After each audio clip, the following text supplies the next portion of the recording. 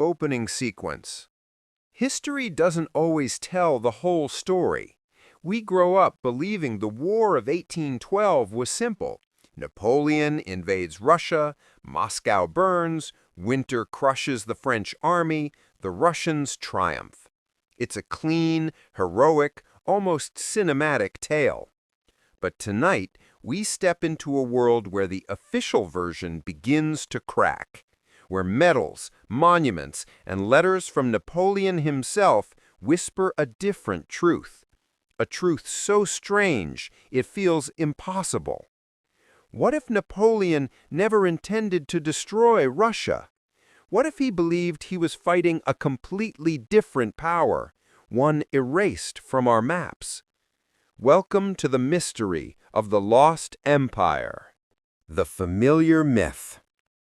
For 2 centuries, the West has seen this war as a clash of titans. Alexander I of Russia versus Napoleon Bonaparte, ruler of Europe. Most Americans remember it vaguely. Moscow burned, Napoleon froze, Russia stood proud. But imagine taking that schoolbook version and flipping it upside down. Because inside Napoleon's own letters and military reports, something bizarre appears. He doesn't call his opponent Russia. He rarely uses the name at all.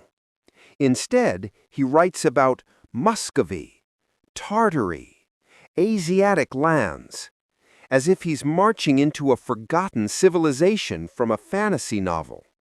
Who was he really fighting? A glimpse into a hidden world. These aren't poetic expressions or exotic vocabulary.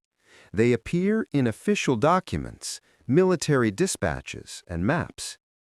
To Napoleon, this wasn't the Russian Empire Americans recognize today. It was something older, something different, something powerful. And when we start comparing the artifacts and records left behind, a strange pattern emerges. Not a single anomaly, but dozens. Our journey begins with a single medal.